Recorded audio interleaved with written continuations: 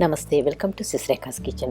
Today I am making multi-grain flour. Multi-grain flour can be made in two different ways, like gluten or gluten-free.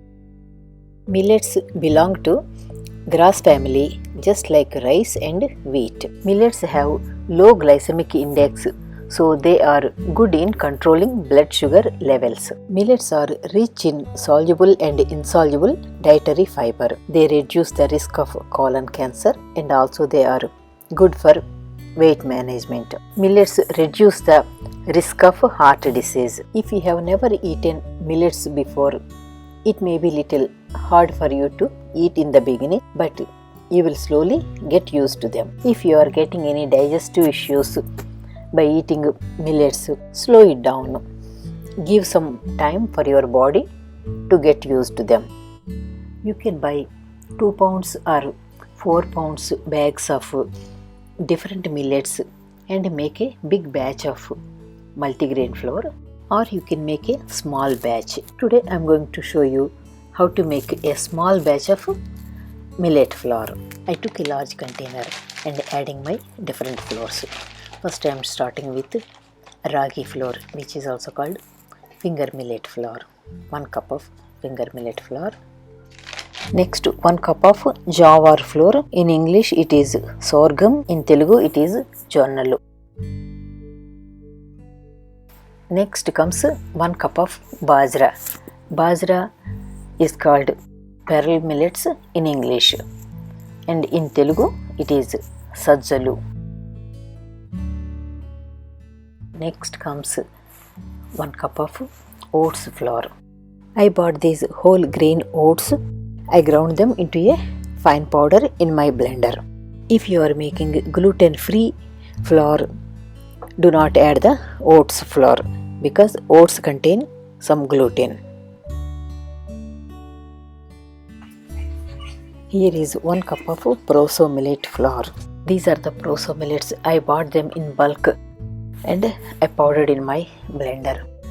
Okay, here 1 cup of proso millet flour.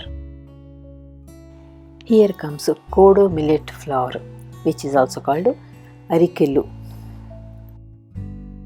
Here comes the flax seed powder. Again I ground the flax seeds, adding 1 cup of flax seed powder. If you are making a big batch of multigrain flour, I would recommend not to add the flax seed powder here in this whole mixture.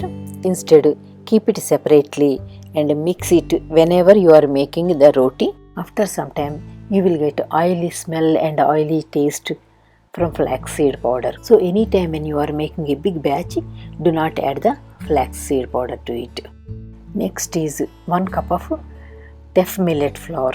These are teff millets and they are the smallest millets. Next I am adding 1 cup of besan, which is also called chickpea flour. You can also add soya flour if you have. Here you can see this is urad flour. I am going to add 1 cup of urad flour. If you are making the gluten free flour mixture, you must add urad flour. If you are not making the gluten free, it is okay not to add, but for gluten free mixture you need some stickiness. For that stickiness you must use the urad flour. Last but not least, I am adding 2 tablespoons of fenugreek powder. Altogether I used 10 cups of different flours. Here there is no such standard recipe. I am just using whatever millets or grains available for me. Tomorrow I am going to receive my barley flour, so then I will add some barley flour also to this.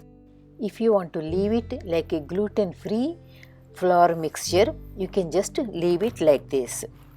When you are making a chapati with this gluten free mixture, you will need some stickiness. That stickiness will come from urad flour, flax seed powder and fenugreek powder. But if you are not looking for a gluten free recipe and if it is okay to add the gluten Then you can add some wheat flour to it.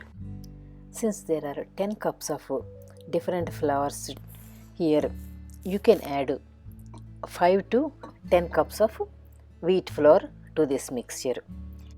Again, if you want more wheat flour to this mixture, add 10 cups.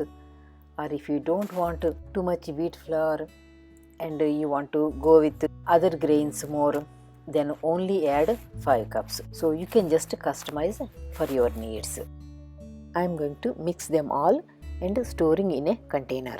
You can make big batches or small batches. Remember, if you are making a big batch, do not add the flaxseed powder because it will taste oily after some time. So you can keep it separately and you can mix the flaxseed powder whenever you are making the chapati. From this multigrain flour mixture, you can make chapati, puri, dosa.